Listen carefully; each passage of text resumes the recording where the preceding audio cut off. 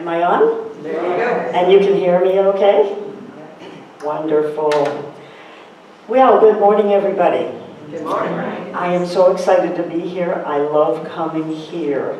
And every time I'm here, I can just imagine John Muir coming out of the woods.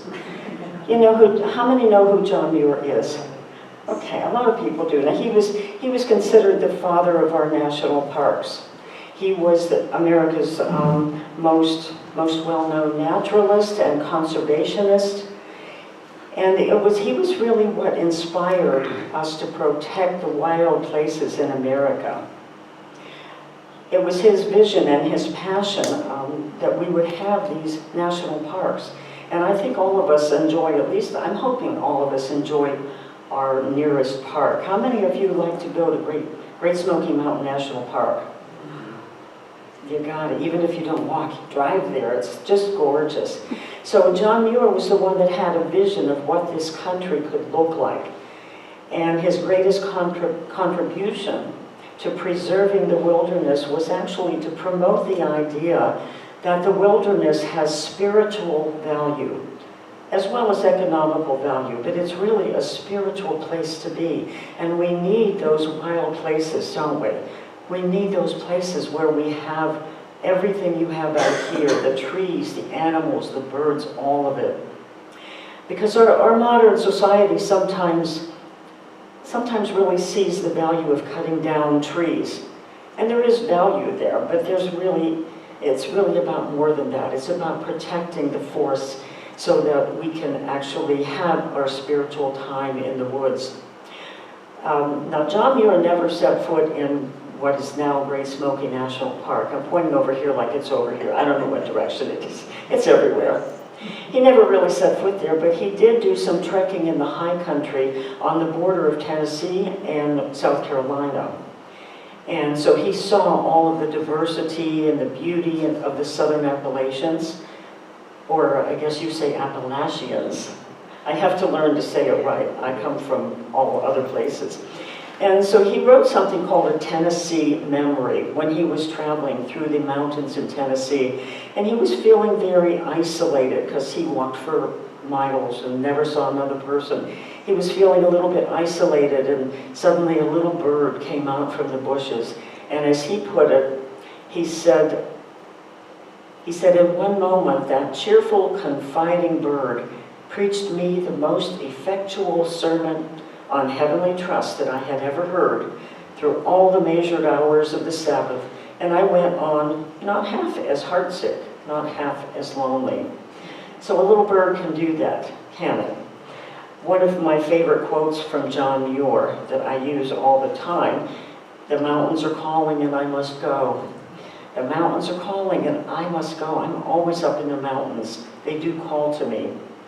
And another one of his quotes that I love, and I think of it when I'm here, he said, between every two pine trees, there is a door leading to a new way of life. Look how many doors you've got out here.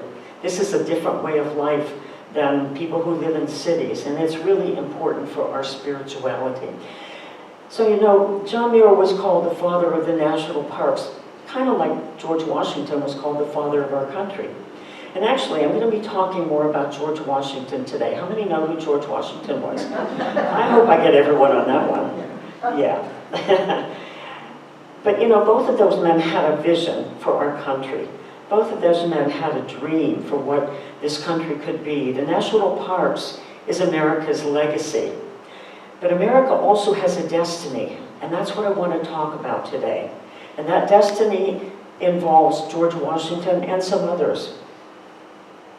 And I believe it's a destiny that we all share in. I don't think it's a coincidence that we all live here in America. Some of us, many of us were probably born here. Maybe some of you came later. Maybe some just landed here yesterday. But there's a reason we're here, because we have a place in this destiny. I think we have a responsibility in it to use our God-given power to help bring about America's destiny. And I'll talk more about what the destiny is soon. Our nation has a mystical history. You won't see this in any of the textbooks. You won't see it on Wikipedia.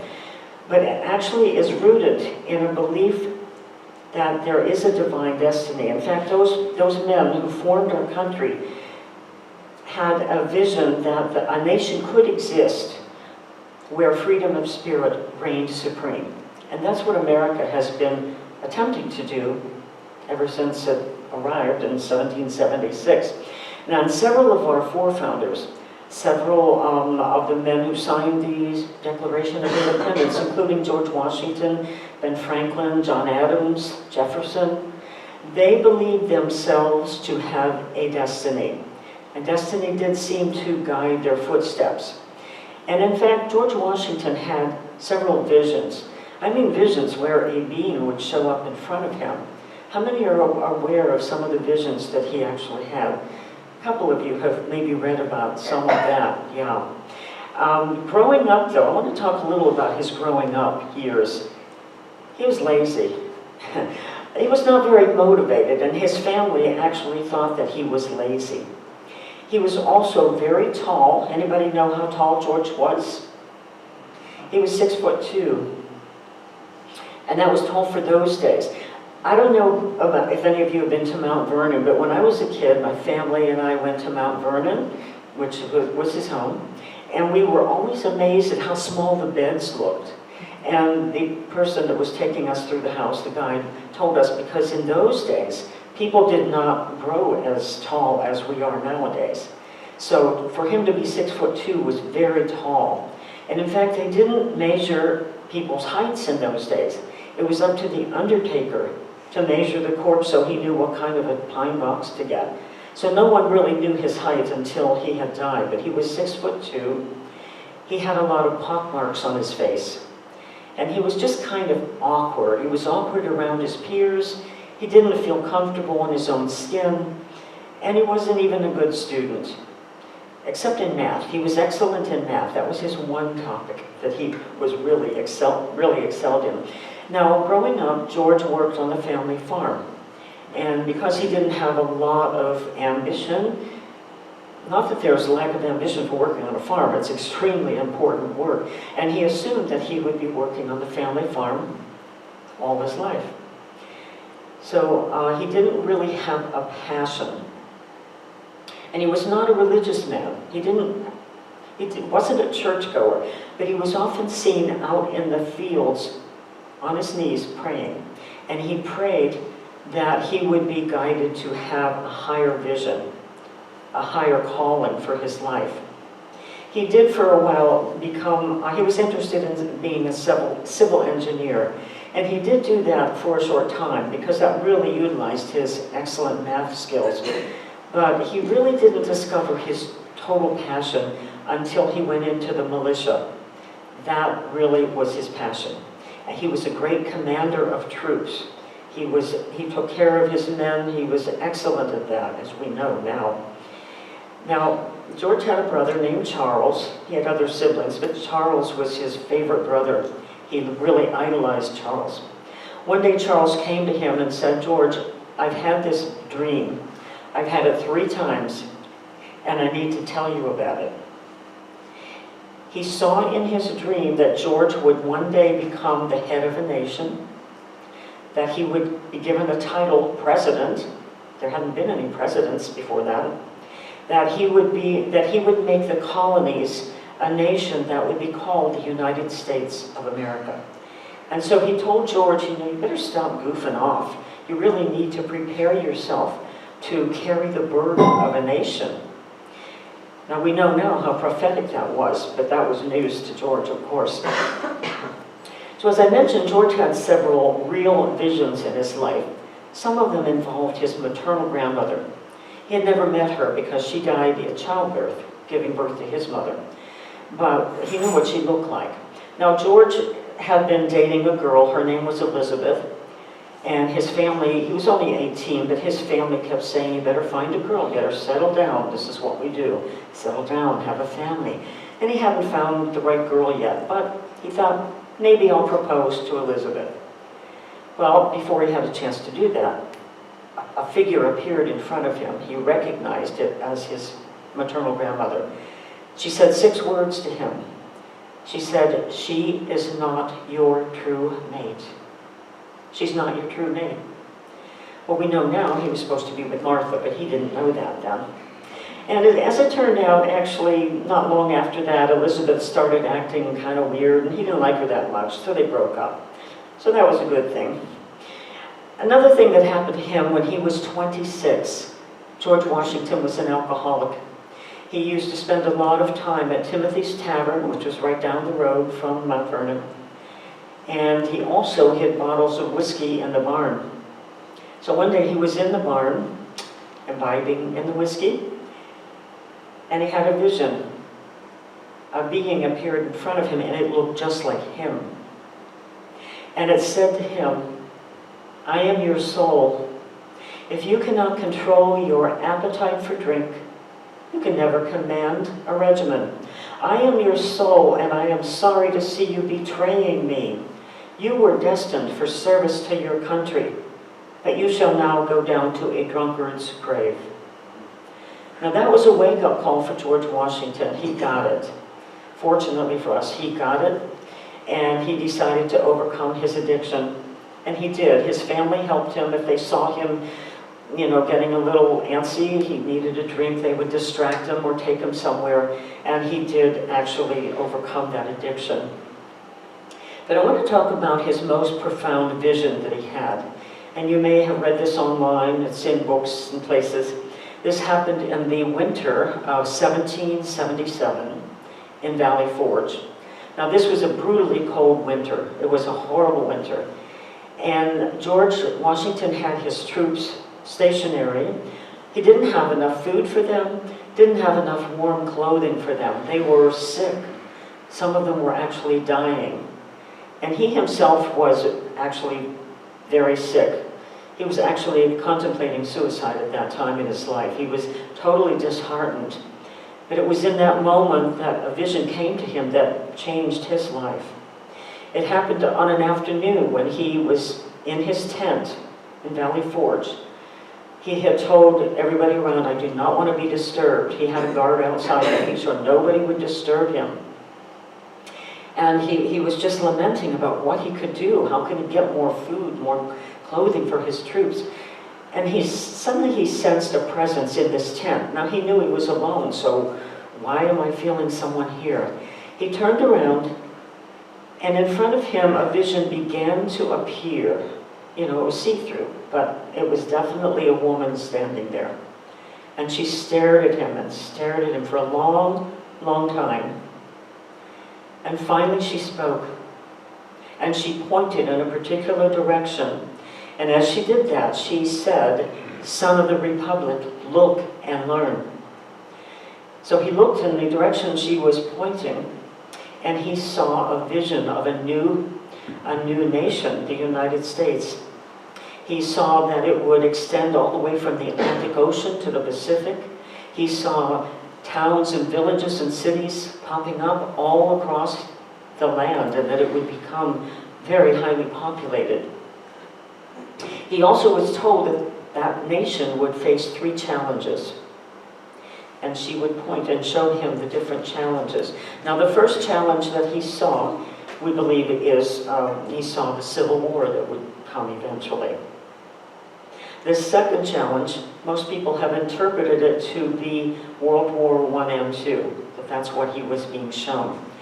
The third one, it seems to indicate that some sort of an invasion would come into the United States, and that we would nearly lose the fight if it were not for divine intervention. And he saw the word union. And he saw or was told that in union she will have strength. In disunion, her destruction. So he had been shown the birth, the progress, and the destiny of our country, what they call the Republic of the United States. That really got to me, because I personally believe that we are at that threshold right now. I believe we are at a point where divine intervention is needed. If you look all across our land as well as the whole world, there is so many things that are dividing us instead of uniting us. So many things. And the only way that we're going to get through these, in my opinion, is if we call upon a higher vision, call upon divine intervention. Now, Washington wasn't the only American to ever have experiences of divine intervention. In fact, there's a book by Manly Hall. It's called The Secret Destiny of America. And he said in that book that the Declaration of Independence was not only a mystical document, which it was, but that the signers of the Declaration, they were actually urged on by an apparition up in the balcony as they were debating what to have in the Declaration of Independence. So they were locked in. They had a guard outside the door to make sure they could not be disturbed. They knew they were alone, and they were going on and on, hours and hours over what should be in the Declaration of Independence. And finally, they heard a voice from the balcony. There was someone up there. And that person looked down, and actually many people believe that to have been Saint Germain. And I'll talk about him later if you haven't heard of Saint Germain. And he shouted down to them, "Sign that parchment." He was tired of them going on and on. He said, "Sign that parchment, sign, and not only for yourselves, but for all ages. For that parchment will be the textbook of freedom, the Bible of the rights of man forever." So many people believe that America was created to inspire and protect the human spirit. You know, we're based on freedom. We're based on protecting our rights and our rights to have our spiritual, whatever we are in our spirituality, have that protected. Now, there's an author named Carolyn Mace. Some of you might know Carolyn Mace. She's a medical intuitive, but she's also very interested in all of this. She wrote a book about sacred contracts. And Carolyn Mace says that America has a sacred contract. And I believe that the protector of that contract is indeed Saint Germain. Now, how many people have heard of Saint Germain before? A few of you. Yeah, we haven't really heard much about him. There is an entire spiritual hierarchy made up of ascended masters, of the angelic host. We've all heard of angels. Many of us believe in angels, but we really haven't heard much beyond that. And we haven't been told about that very much. We know about Jesus. Most of us have been brought up knowing about Jesus and that he made his ascension. So he's an ascended master. And because he was the ascended master who was to oversee the Piscean age. And if you've heard of that, that means the last 2,000 years. So for 2,000 years, he has been the one of the ascended masters who have been overseeing us. That's probably why he's the only one we've heard of. But there are many other ascended masters as well. And as we are moving into the next 2,000 years, called the Aquarian Age, Saint Germain is going to be taking over that role. You see, in the spiritual hierarchy, they have different roles to play, just as we do. You know, we understand hierarchies when it comes to maybe a corporation. You know, you have your whatever department heads all the way up to the CEO. That's a hierarchy. Well, in the spiritual hierarchy, they have different roles to play also. And they, at a certain point, Jesus will be moving into a higher kind of service for this planet. And Saint Germain will be helping us. So let me go back one moment to the apparition that George saw in Valley Forge in the tent. It was an apparition. It was a woman. And that brings me to the story of the Statue of Liberty. We're all familiar with the Statue of Liberty, statue of a woman in the New York Harbor holding a torch and a book. And we may think of that as just being a nice statue. A statue from an artist in France that was brought here. They gave it to America, and it was erected here. But actually, that was a representative of a real person. And it was a woman. She had many lifetimes, as we all do, in my belief. And one of her lifetimes was in Atlantis. Another one was in the Amazon basin. And she, in most of her incarnation, she was totally devoted to liberty. And when she made her ascension, after her final lifetime, she actually became part of that ascended master, part of that spiritual hierarchy. And because she had always been so devoted to liberty, she was called the Goddess of Liberty. And so the Statue of Liberty is actually a representation of her. And it was that vision that George Washington had that really helped him to own his mission as liberator of the 13 colonies. So I know it's a lot to take in. We haven't really been taught much about the spiritual hierarchy. We've been taught about angels, and many of us may believe we have a guardian angel. Some of you may believe that there's archangels, Michael, Gabriel, all of those that are written in the Bible. But there are even more that are trying to help us, and they want to help us. Sometimes we humans think we're the top dog, or the cat's meow if you prefer. I better stick with top dog since we have some dogs here. We think that we are the big shots. We're the ones that are in charge of the planet, and we can do whatever we want to the planet. But we really need to understand our role here on the planet and our role in America. We have something called free will, and those who want to help us, all of the ascended masters, including Jesus, Mother Mary, Michael the Archangel, all of them, Saint Germain and all the others, they want to help us, but they cannot unless we ask, because we have free will, and we are creating everything we're experiencing. And I think Unity teaches that. We are the ones that are creating what we're experiencing. So I think these are the times, I think we're at a crossroads right now. These are the times when we really need to ask for help. We need to ask for help. America is intended to be the heart of the planet, and there's a whole new civilization that is intended to begin in our country, and that will spread out to the rest of the world and create the peace that we want on this planet. But it's up to us. It's up to us to ask for it. You know, we can see what's going on in the world. There's so much violence and war, so much disunity. We have everything from environmental degradation, human trafficking, all of it. And these are actually purposefully intended to shut off our light. We need to let our light shine.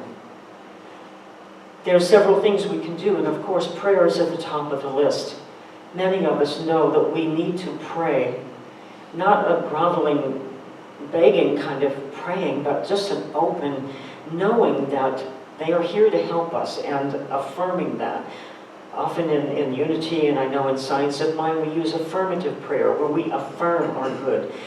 And it's time for us to do that more, and to ask those that whoever you choose to use, whether it's Jesus, Mother Mary, any of them, pray to them to deliver us from any of the darkness that's on the planet right now, to bring in the light, to help ignite our own light so that we can stand up for our freedom and for our rights. Saint Germain actually is bringing in another form of what you might call prayer. It's called the violet flame. How many have heard of the violet flame? Yeah. And that's really just, it's a powerful thing that we can visualize just coming up all around us, entering into every cell, every atom, every electron in our human bodies. That can protect us from a lot of what's going on. It forms a shield around us, and we need to keep visualizing that and empowering it. And of course, a lot of people use the white light, and that's good too, using all of the rays. There are 7 main rays, sacred rays, or flames that we call them in the teachings that I'm in, and these can all be protective. Now the violet flame, it has been said that it can actually transmute two-thirds of America's discordant human creation. We're all creating discord in our own ways, myself included, but if you use the violet flame around ourselves and around our planet, you can visualize the globe of our Mother Earth surrounded by a violet flame. There are even YouTubes online that you can actually see that, so it's easier to visualize that. So these are some ways that we can actually empower the light forces that are here to help us through these times, to navigate through these times. We may still have some more dark times coming up, It's up to us. It's up to people of consciousness to see what's going on and to stand in our power, to stand really for what we are here to stand for, our truth, and to invite those higher beings to help us. So those are some ways that we can do that, and one person alone cannot do it. But together we can get through these times. I know these seem like dark times. I know they can be scary. I know if you watch some of the media, you can go into fear. All of us have had that. But the more that we can disconnect from that and just remember that we are light beings, that we are free. Every one of us is made of light. I know it doesn't look like it. All of this energy that we are made of has come together to look like physical things, physical forms. But basically we are all light. We are all one. We are all part of the same essence, which is part of God or source, higher, whatever it is you call God. And we are here, in my opinion, to serve. We are here to serve the sacredness of life.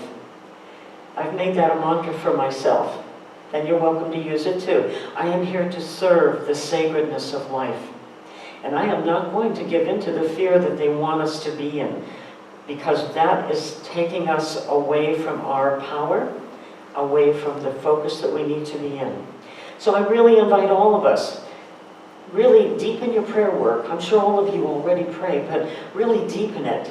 Really asking all of those beings, if you believe in them, and if you don't believe in them, if you believe at least in Jesus, and I think many of us do that at least, bring them in and tell them, we do want you to intercede for us. I know we have free will, but we want to use our free will to ask, please help us. Help us to reach that place that we are headed, and it'll get here eventually, but it'll get here quicker if we ask for help. So again, choose freedom and choose to serve the sacredness of life. I wish you all a namaste. Thank you. Thank you.